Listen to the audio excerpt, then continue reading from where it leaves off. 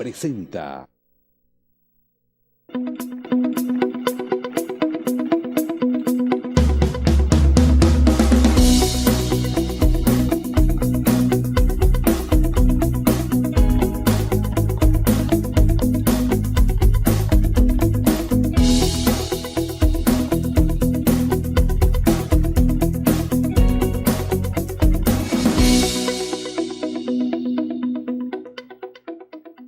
Bienvenidos a este espacio en el que pondremos temas de relevancia para la sociedad en contexto. Soy Isa Rodríguez Frisico y los invito a que me acompañen a conversar con el doctor Alejandro Crespo, quien es el presidente de la Sociedad de Poricultura y Pediatría del Estado Aragua, con quien estaremos hablando sobre temas del COVID en niños. Bienvenido, doctor. Hola Isa, muchas gracias por la invitación. Gracias a usted por aceptarla. Doctor, queremos saber el tema del COVID en los niños, cómo afecta a los niños, cuánto sería un porcentaje de niños y en qué edades estarían ahorita afectados por esta enfermedad que está en todo el mundo, pues es una pandemia. Sí, al principio creíamos hace año y medio que los niños no se enfermaban de COVID-19, pero nos fuimos dando cuenta que era un subregistro, que había muchos niños que pensábamos que tenían una gripe o cualquier otra cosita, diarrea, dolor del estómago. Y resulta que si les hacías pruebas, te das cuenta que era COVID-19. Hoy seguimos viendo que los niños les da COVID, por supuesto, se pueden poner graves como los adultos, e incluso pueden morir algunos. Quizás en menor medida los niños que se ponen graves y los que se mueren, pero igual les da. Y yo creo que estábamos conversando ahorita que yo todos los días voy a mi consulta y desde hace 4 semanas por lo menos un niño con COVID-19 veo. Entonces sí es una realidad en los niños, sí existe, que quizás mucha gente lo nota menos porque los adultos se ponen con más gravedad, con mucha más facilidad, claro, pero sí existe. El tema de las edades influye, ahí usted me había comentado que ha visto bebés con COVID, igual adolescentes, cuénteme un poco sobre eso. Sí, como todas las enfermedades, en los niños menores de 2 años son como que afectan más a los niños, se ponen graves con más facilidad, así como los adultos mayores de 65, o sea, los extremos de la vida.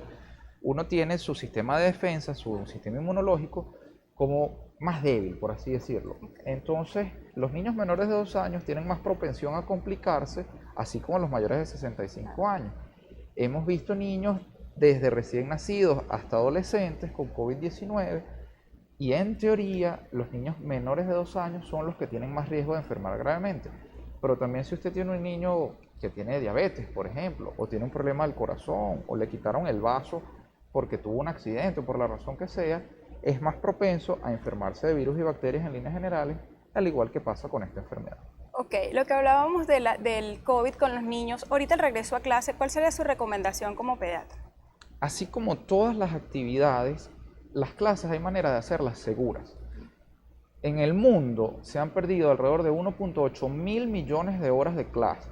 Y la región del mundo que más ha sido afectada ha sido la región de las Américas, o sea, donde vivimos nosotros. Se han perdido más clases que en África, que en Asia, que en el resto del mundo. Entonces a clases hay que volver.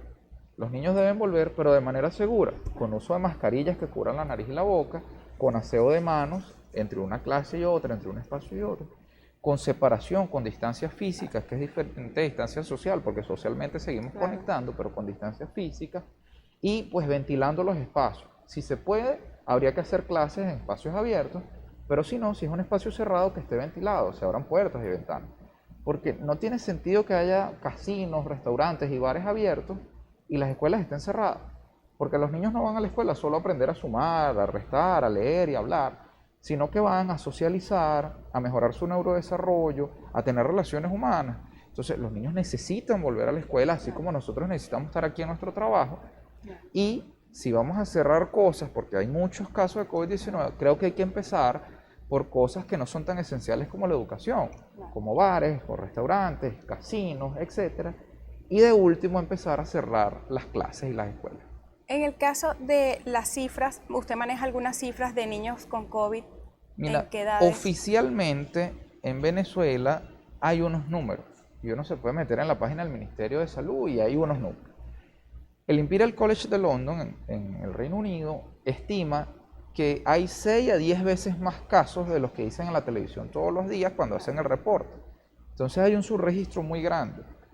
Con la población pediátrica pasa más o menos lo mismo. los reportes oficiales dicen que 12-15% de los casos diarios son en edades por debajo de los 18 años, pero bueno, eso como te decía es un subregistro. Claro. Por la razón que sea, uno, que en Venezuela no se hacen suficientes pruebas como deberían, y las pruebas en el sector privado no todo el mundo las puede pagar. Por supuesto. Antes no se podían hacer, estaban prohibidas, hoy se pueden hacer en privado, pero igual están limitadas por el tema del costo. Y pues además las otras cosas que ya sabemos que hay un subregistro intencional o no de tanto casos como muertes. En el mundo se estima que hay más casos y muertes de los que reportan oficialmente todos los estados.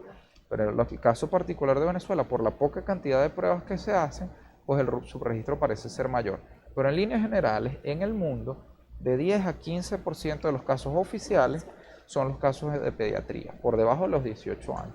Por encima de los 18 están los adultos jóvenes y los mayores de 65 y ese grupo en el medio que representan el resto, pero la mayor gravedad están en los extremos, más de 65 y niñitos menores de 2 años, en especial niñitos menores de 28 días, que en líneas generales todas las enfermedades son así. Ok. Desde el inicio de la pandemia, ¿ha habido registros de niños con COVID? Sí, de hecho, cuando uno revisa los números de la CDC, que son el Centro de las Enfermedades, el Control de Enfermedades de los Estados Unidos, hay un interés en revisar qué sucede con estos niños que tenían fiebre, tenían tos, tenían diarrea, que inicialmente la gente pensaba que COVID era solo, bueno, perdí el olor, el sentido del gusto, ya no huelo bien las cosas, me dio tos y me dio fiebre. Resulta que los niños, esos receptores por los que entra el virus, están más expresados en el estómago, claro, en el intestino, en el sistema gastrointestinal. Entonces a los niñitos les da diarrea, les da vómito o les da estreñimiento, o sea, dejan de hacer 1 o 2 días y son síntomas de COVID-19. Claro. Entonces inicialmente no sabíamos muy bien que esos síntomas era COVID en los niños, no le hacíamos la prueba y pasaba muchísimo subregistro. Ahora que se están haciendo más pruebas en las edades pediátricas, nos dábamos cuenta cuáles son los síntomas y que además hay un número importante de casos en estas edades. Por lo menos usted que atiende en privado, semanalmente, ¿cuántos casos de COVID niños pudiera atender? Mire, yo paso consulta de lunes a viernes y todos los días por lo menos un niño con COVID veo en las últimas 4 semanas. Okay. Ojo, llegan momentos que uno ve su control de niños sano, el resto de las enfermedades. Claro. Pero en líneas generales, estas últimas 4 semanas que hemos estado viendo muchos casos, por lo menos 1 al día. Hoy que yo vengo llegando a mi consulta, vi 2. Ok, perfecto. Excelente, doctor. Ahorita vamos a seguir hablando sobre el COVID en niños, así que no se muevan del contexto que ya regresamos con mucho más.